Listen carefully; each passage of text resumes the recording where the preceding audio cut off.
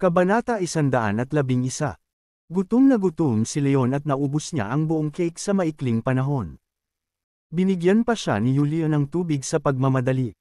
Pagkatapos kumain, sa wakas ay nagkaroon ng lakas si Leon. Namumulang mga mata, buong pusong nagtanong si Yulia, "Lolo, bakit hindi mo sinabi sa akin na sobrang abusado si Lulu sa iyo?" Napailing si Leon na may mapait na ngiti at sinabing, "Yulia, alam kong ikaw ang pinakamamahal na anak sa pamilya. Pero ikaw lang ang namumuhay. Ni Micah, masakit sa akin na malaman na matanda na ako at wala ng silbi. Hindi na kita matutulungan, kaya hindi na kita kayang hilahin pababa." Nang hindi na hinintay na magsalita si Yulia, ibinalik ni Leon ang atensyon kay Alexander, "Bata, mapagkakatiwalaan ka. Ikaw ang asawa ni Yulia, tama ba?" Puno ng paghanga ang mga mata ni Leon.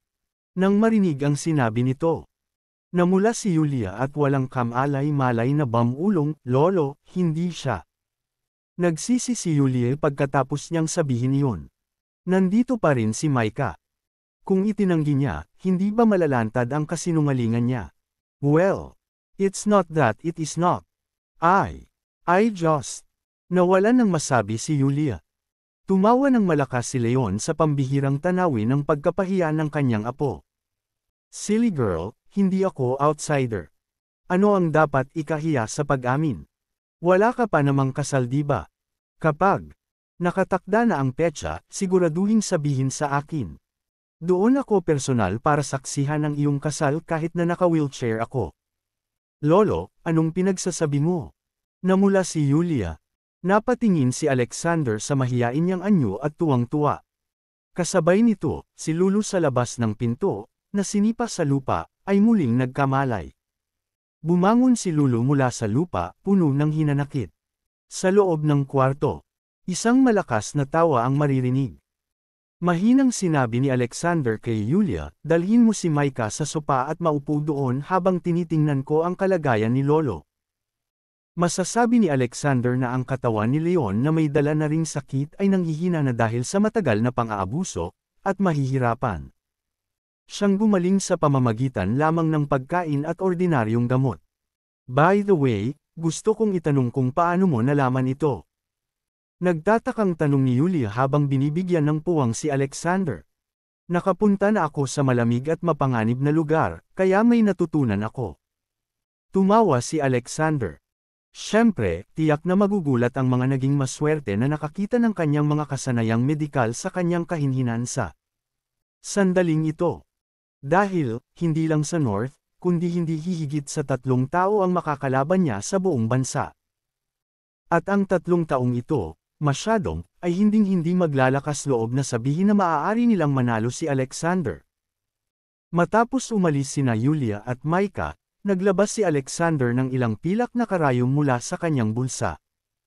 Ang susunod na sandali, ang mga pilak na karayom, na sinamahan ng kanyang malambot na panloob na enerhiya, tiyak na tumusok sa ilang pangunahing acupuncture point ng Leon. Agad na nakaramdam ng kirot at pamamanhid si Leon sa mga bahaging ito at hindi niya maiwasang mapaungol.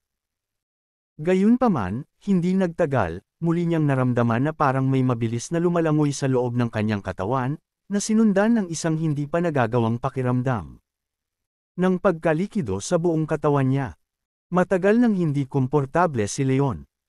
Sa ilalim ng epekto ng pamamanhid ng panloob na puwersa, hindi nagtagal ay nakatulog siya ng komportable. Akmang titigil na si Alexander, biglang may malamig na hiyawan mula sa labas ng pinto. Kabanata 112. Sa sandaling mabigkas ang mga salita, isang grupo ng mga tao ang nagtulak sa pinto. Ang nangunguna ay nakakagulat na si Ivan. Sabay sugod ni Lulo na namamaga ang mukha. Nang makita niya si Ivan ay agresibong sinabi ni Lulo, "Ms. Ivan, kailangan mo akong ipagtanggol." Sinabi ng matandang Mr. Su na gusto niya ng cookies. Kaya dinalhan ko siya ng cookies. But then, bago ko pa ito ma-unwrap, si Yulia at ang lalaking ito, nang walang pinipili, ay kinatok ang cookies sa aking kamay at pinagsabihan ako, na sinasabing ang matandang Mr. Su ay kailangang magutom sa hinaharap. Gumanti ako, at sinuntok ako ng lalaking ito at binugbog. Magaling si Lulo sa pag-frame ng iba. Nang marinig iyon, galit na sinabi ni Yulia, ikaw. Nagsisinungaling ka. Walang hiya ka. Kasinungalingan. Ilang hakbang si Lulo patungo kay Yulia, pagkatapos ay itinuro ang noo na may bahid ng dugo at retorikang nagtanong, hindi ba ito ang pinakamaganda? Patunay. Nang hindi na hinintay na sumagot si Yulia, agad na sumagot si Ivan, Yulia, napakasama mong tao. 5 taon na ang nakalilipas. Nanganak ka ng isang anak na babae sa labas ng kasal, at kung hindi dahil sa pagsisikap ni Lolo na protektahan ka. Ikaw at ang iyong anak na babae ay namatay sa gutom sa mga lansangan. Napakabait ni Lolo sa iyo. How dare you stop Lulu sa pagpapakain kay Lolo? Sa tingin mo ba wala na siyang silbi at gusto niyang mamatay siya ng mabilis? Pagkasabi nun, mukhang galit si Ivan. Noong huling beses na nag-host ang pamilya Shepherd ng isang palabas sa alahas, siya at si Harry ay napahiya. Bagamat natatakot sila sa prestihiyo at katayuan ni Judy, sina Alexander at Yulia ang may kasalanan. Pinapahiya na naman sila sa birthday party. Sinulsala ni Ivan si Harry na umuwi at magdagdag ng panggatong sa apoy, upang si Mortimer, ang pinuno ng pamilya Chase, ay maaaring makipagsanim. Puwersa sa pamilya Wexler upang maghayganti kay Alexander. Hindi naisip ni Ivan na ang lahat ng plano ay nabigo sa huli. Kahit anong tanong ni Harry, tumanggi si Mortimer na ibunyag ang katotohanan, para lang sabihin kay Harry na huwag nang guluhin si Alexander sa hinaharap. Paano kaya tatanggapin ni Ivan iyon? At sa sandaling ito, dumating na ang pagkakataon. Nagsisinungaling si Lulu. Nanlaki ang mata ni Yulia. Tingnan kung ano ang nahulog sa lupa. Itinuro ni Ivan ang hindi pa nabubuksang bag ng cookies sa ilalim ng kama ni Leon at mariing sinabi, ang mga cookies sa sahig at ang pahayag ni Lulo ay sapat na upang patunayan na gusto mong abusuhin si Lolo. Georgia at Tyler, may nagsisikap na gumawa ng kalokohan sa atin. Sinabi na. Napatingin si Ivan sa likuran niya kina Georgia at Tyler. At sina Georgia Sue at Tyler Sue ay natutuwa kay Alexander. Lahat sila ay juniors ng pamilya Sue. Nang magsilang si Yulia ng isang anak na babae nang wala sa asawa, nais nilang samantalahin ang pagkakataon na itaboy si Yulia upang mas kakaunti ang makikipagkumpetensya sa kanila para sa kapalaran ng pamilya. Gayunpaman, nagpumilit sina Leon at Calvert, kaya hindi nakuha ni na Georgia at Tyler ang kanilang paraan. Ngayon, sa wakas ay natagpuan ni na Georgia at Tyler ang pagkakataon. Kung gagamitin nila ng gusto ang nangyari ngayon, siguradong maitaboy nila si Yulia sa pamilya Sue at palabisan sa Karim. Fashion. Nakangusong pagpapatuloy ni Ivan, Yulia, andito na lahat ang ebidensya. Gusto mo pa bang makipagtalo? Ipinapayo ko sa iyo na matapat na aminin ito. Ako, bilang nakatatandang kapatid, ay mapatawad ka. Pero kapag nalaman ito ni Micah, walang makakaligtas sa iyo. Chapter 113. Mukhang mabait si Ivan. Sa katunayan, naglalagay siya ng bitag para kay Yulia, at kapag umamin si Yulia sa isang bagay, itataboy ng pamilya Sue si Yulia. Hindi tanga si Yulia. Masasabi niya ang intensyon ng kabilang partido. Pero bago pa man siya makapagsalita, sumigaw si Micah sa galit. Kayong mga badoy, huwag ninyong i-bully si Mommy. Sa pagkakataong ito, naayos na rin ni Alexander ang mga pilak na karayom na nakatusok sa katawan ni Leon. Nang makita niya si Yulia, na medyo namumula ang mga mata, at si Micah, na namumula ang pisngi sa galit, agad siyang pumunta sa harapan nila at sinabing, ako na ang bahala. Pagkasabi niya noon ay agad na umaban si Alexander ng 2 hakbang at nilapitan si Lulo, walang pakialam na nagsalita. Ngayon, ulitin mo ang sinabi mo sa harap ko. Hindi naman malakas ang boses ni Alexander pero nang umabot sa tenga ni Lulo ay parang may magic power ito na nagpapalubog sa kanyang puso. Dahil doon, nakaramdam si Lulo ng hindi nakikitang pressure. Sa ilalim ng matinding pang-aapi na ito, biglang nagsalita si Lulo sa matalas na boses, gusto mo pa ba akong saktan? Nandito na sina MS Georgia at MS Yvonne. Ipagtatanggol nila ako. Alam ni Lulo na palaging magkaaway sina Georgia at Yvonne kay Yulia. Kaya kahit ano pa ang totoo, tiyak na kakampi sina Georgia at Yvonne. Kaya, nagkaroon ng lakas ng loob si Lulo na pabulaanan si Alexander ngayon. Walang sinabi si Alexander samantalang proud na sinabi ni Lulo. Bago sila dumating, humihingi ng pagkain ang matanda. Nadama ko na ito ay masyadong maraming problema at casual na itinapon ang isang bag ng cookies. Ngunit ang matandang ito ay hindi man lang mabuksan ang pakete at hinintay kong gawin ito, kaya nagalit ako at binigyan siya ng leksyon. Nang lumabas ang mga salitang ito, nabalot ng patay na katahimikan. Gulat na napatingin kay Lulo ang mga tao. Ano ang narinig nila? Kahit na ito ay totoo, paano magtapat sa sandaling ito? Siya ay isang incompetent teammate. Napatikip siya sa bibig niya at hindi makapaniwalang lumabas lang sa bibig niya ang mga salitang iyon. Malinaw na ang gusto niyang sabihin ay kabaligtaran. Bakit bigla siyang nawalan ng kontrol? Ipagpatuloy mo. Walang pakialam na sinabi ni Alexander, sabihin sa amin kung ano ang karaniwan mong ginagawa kay Leon. Nang marinig ang tila mahiwagang utos ni Alexander, walang kamalay-malay na sinubukan ni Lulo na i-purse ang kanyang mga labi. Gayunpaman, sa susunod na sandali, nawala ang kanyang autonomiya, ibinuka ang kanyang bibig at mabilis na sinabi. Para makatipid, binibigyan ko lang ang matandang iyon ng kalahating mangkok ng kanin at kaunting gulay na walang langis at tubig araw. Araw. Siya ay isang basura. Ako ay itinuturing na mahabagin upang hayaan siyang manatiling buhay. Lalong naging kakaiba ang kapaligiran. Mariing kinurot ni Lulo ang kanyang bibig, ngunit hindi niya maiwasang magsalita. Kumpiyansa pa siyang nagsalita. Itigil mo yan. Nakangusong ungol ni Yvonne. Akala niya ay tiyak na matatalo si Yulia, ngunit hindi niya inaasahan na aamin si Lulo sa pinakakritikal na sandali. Si Lulo ay isang tanga. Pagkatapos sumigaw.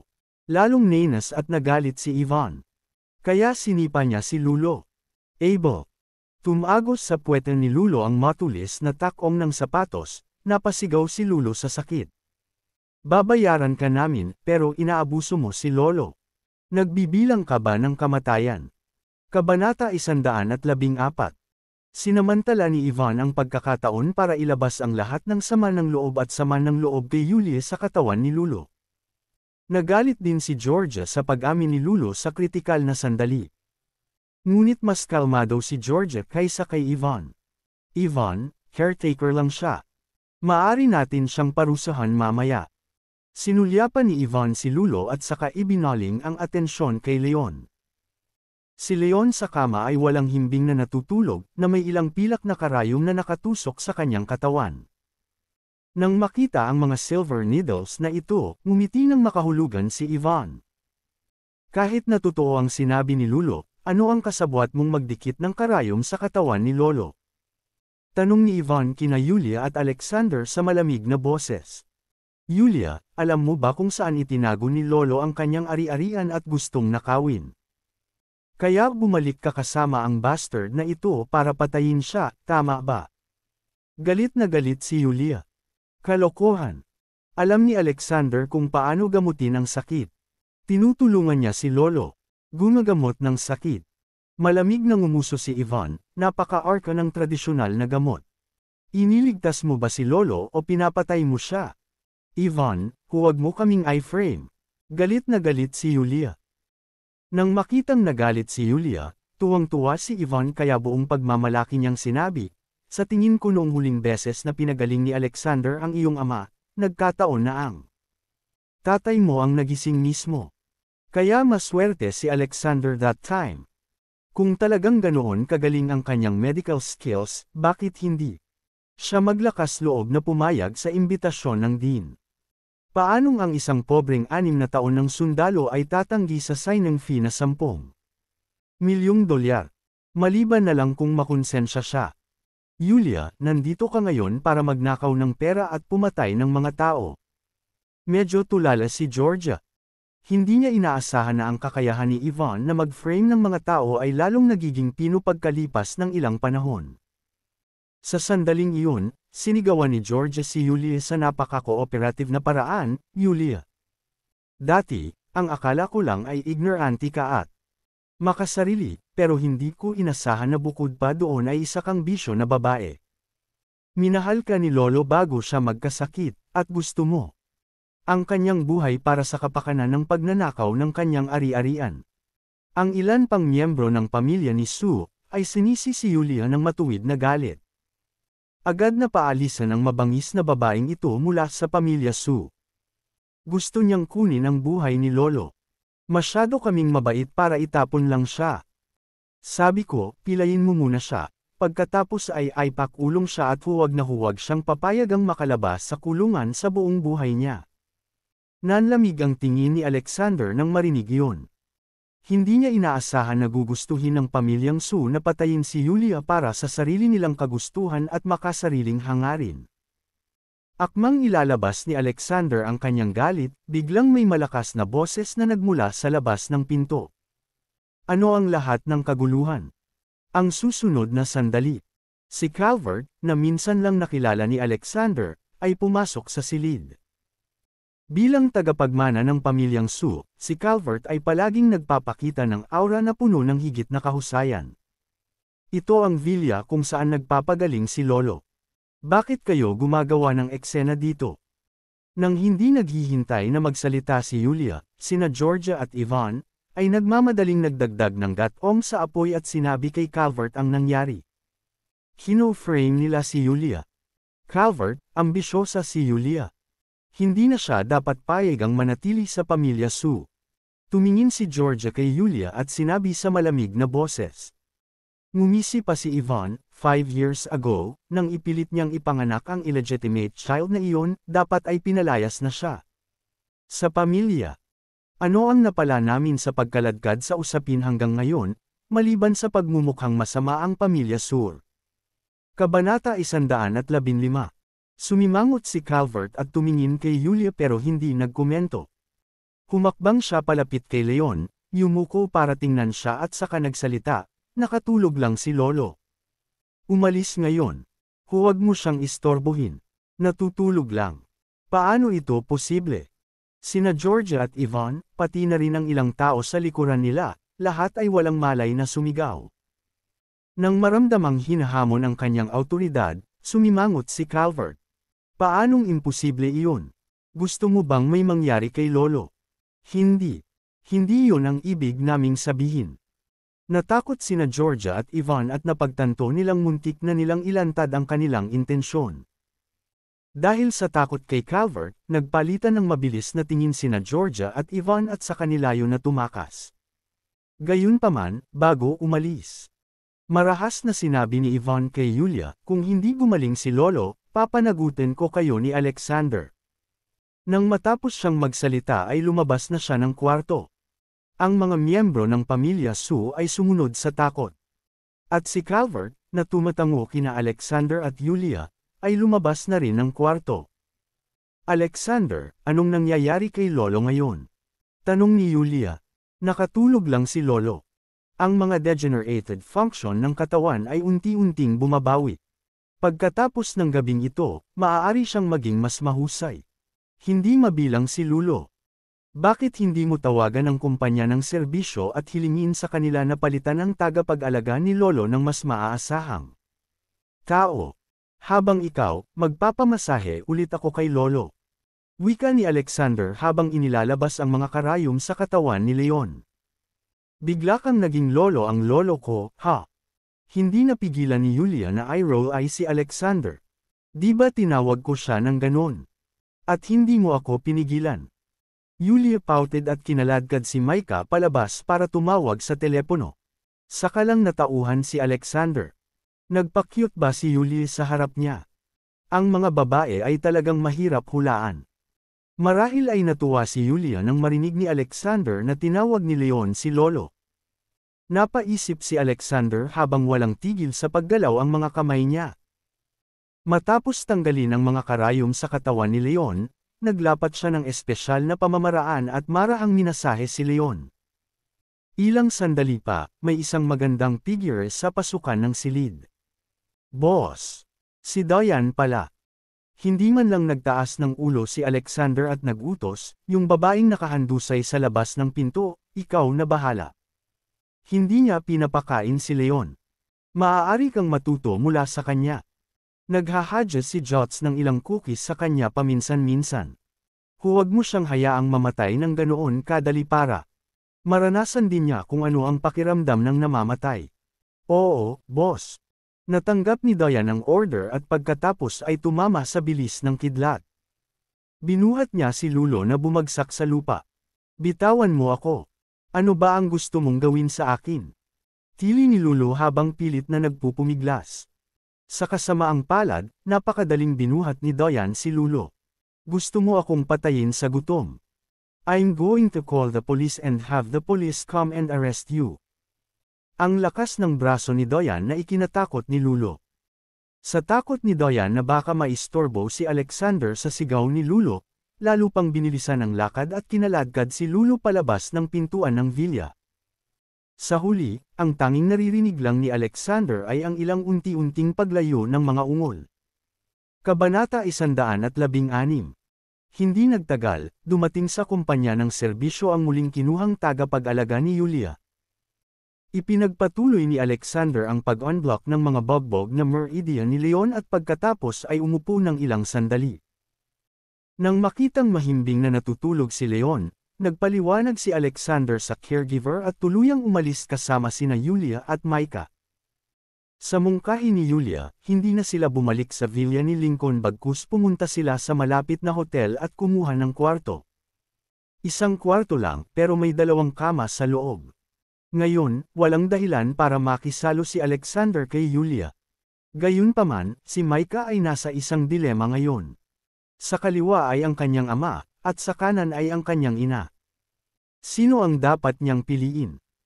Tumayo si Micah sa pagitan ng 2 kama, nag-alinlangan ng mahabang panahon, at tuluyang naglakad patungo kay Alexander. Galit na galit si Yulia nang makita iyon. Gayunpaman, hindi niya magawang pag-alitan si Micah dahil biological daughter niya si Micah. Medyo natarante si Yulia. Paano kaya naging close si Micah kay Alexander? Sa unang pagkikita pa lang ay tila may invisible charm si Alexander na umakit kay Micah. Sa sandaling pag-isipan iyon ay hindi pa rin maisip ni Yulia ang dahilan. Marahil sina Alexander at Micah ay nagkaroon ng relasyong mag-ama. Kinabukasan ay ang araw ng piging ng kaarawan ni Madam Sue. Naalala pa ni Yulia ang nangyari kanina. Pero kung tutuusin, Micah niya si Madam Sue. Kaya inanda pa rin ni Yulia ang birthday gift, dinala sina Micah at Alexander sa Sue Villa para dumalo sa birthday banquet. Ang pamilyang Sue sa Cloudtopia, bagamat hindi gaanong makapangyarihan kaysa sa 4 great families, ang pamilya ay itinuturing pa rin na prestihiyoso. Ang pamilyang Sue ay nagmamay-ari ng isang parent company, 3 subsidiary na may kabuuang asset na mahigit $250 bilyong. Pagpapala ng mga anak at apo ng pamilya Sue sa kapayapaan, ngunit nakatanggap din ng maraming mga reg-along pagbati mula sa kanyang mga kasosyo sa negosyo. Kaka-rating lang nina Alexander, Micah at Yulia sa pinto ng sunod-sunod na boses ang matataas na boses sa loob. Nagregalo si Tyler Sue ng 2 pakete ng top-grade na dahon ng tsaa. Naway mabuhay ng mahabang buhay si Madam Sue. Mga personalized na rekomendasyon na hindi mo mapapalampas. Discovery Feed. Si Georgia Sue ay nagbigay ng isang sinaunang estatwa. Naway nasa mabuting kalusugan si Madam Sue at mabuhay ng mahabang buhay. Niregaluhan ni Yvonne Sue ang isang sinaunang asul at puting porselana na florera. Naway manatiling malusog si Madam Sue. Ang mga juniors ng pamilya Sue ay nagsikap na gumawa ng malaking bagay sa regalo sa kaarawan at makipagkompetensya upang pasayahin si Madam Sue. Siyempre, ang dahilan kung bakit ang mga taong ito ay nakikipagkompetensya sa mga regalo sa kaarawan ay nasiyahan si Madam Sue. Si Madam Sue ay hindi isang makatarungang tao sa kapangyarihan. Madalas niyang inaayos ang mga posisyon ng kumpanya ayon sa kanyang kagustuhan. Halimbawa, kung gusto niya si Ivan, hahayaan niyang patuloy na supilan ni Ivan si Yulia. Hindi mahalaga kung ang kakayahan ni Ivan ay mas masahol pa kaysa kay Yulia. Lahat kayo ay mabubuting apo ko. Nakita ni Madam Su na mabilis na nakatambak ang mga regalo sa kanyang harapan. Ngumiti siya ng husto. Inakay ni Alexander at Yulia si Micah at naglakad papasok sa morph vent na iyon. Lahat ng tao sa kwarto ay napatingin sa kanila, na may banayad na ekspresyon sa kanilang mga mukha. Nakangiting sabi ni Ivan, "Yulia, anong klaseng regalo ang inihanda mo para kay Micah?" Ang lahat ay naghihintay na makita ito. Hindi siya pinansin ni Yulia at dirdiretsyong naglakad papunta kay Madam Su. Nakangiting sabi ni Ivan, "Yulia, anong klaseng regalo ang inihanda mo para kay Lola?" Ang lahat ay naghihintay na makita ito. Hindi siya pinansin ni Yulia at dirdiretsyong naglakad papunta kay Madam Su. Inalok ni Yulia ang reishi sa kanyang kamay, sabi, "Micah, ito ang ligaw na reishi na inihanda ko para sa iyo." Ang paghiwa at pagbababad sa tubig o ginagawa itong sopas ay makapagpapalusog sa iyong mga organo at makakamit ang epekto ng pagpapahaba ng iyong buhay. Sinulyapan ni Madam Su ang hindi kaakit-akit na reishi sa kamay ni Yulia at hindi umimik. Agad na tinakpan ni Ivan ang kanyang bibig at ngumisi, "Yulia, ganoon ka ba kahirap? Sino ang nagbigay sa iyo ng lakas?"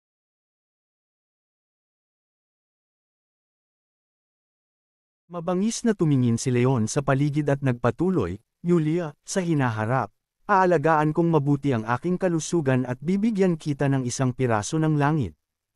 Sa pamilya Su, kung sino man ang maglakas loob na mangbuli sa iyo muli, paparusahan ko sila. Lin, ikaw. Saglit na hindi alam ni Madam Su ang sasabihin. Sinaman siya ng tingin ni Leon at malamig na sinabi, "Ngayon lang, tinanong mo kung sino ang nagbigay kay Alexander ng karapatan. Ginawa ko. May qualifications na ba siya?" Ngayon, isa. Sa harap ni Leon, hindi na naglakas loob si Madam Su na maging mayabang. Hindi naman kasi siya masyadong nagmamalasakit kay Leon. Ngunit lahat ng industriya ng pamilya Su ay pinalawak ni Leon na nagsimula sa wala. Bagamat hindi pinamahalaan ni Leon ang kumpanya nitong mga nakaraang taon, siya ay kasalukuyang nasa matataas na posisyon sa kumpanya. At iyong mga matataas na empleyado na nagpalaki ng kumpanya kasama niya ay nasa kumpanya pa rin. Ang mga matataas na empleyadong iyon ay matagal ng maraming reklamo tungkol sa nepotismo ni Madam Su. Ang tanging dahilan kung bakit sila patuloy na nagtatrabaho sa kumpanya ay dahil sa paggalang nila kay Leon. Kaya, sa sandaling bumalik si Leon, ang Su ay nasa ilalim pa rin ng kanyang kontrol. Ang kumpanya ay kanyang kumpanya pa rin.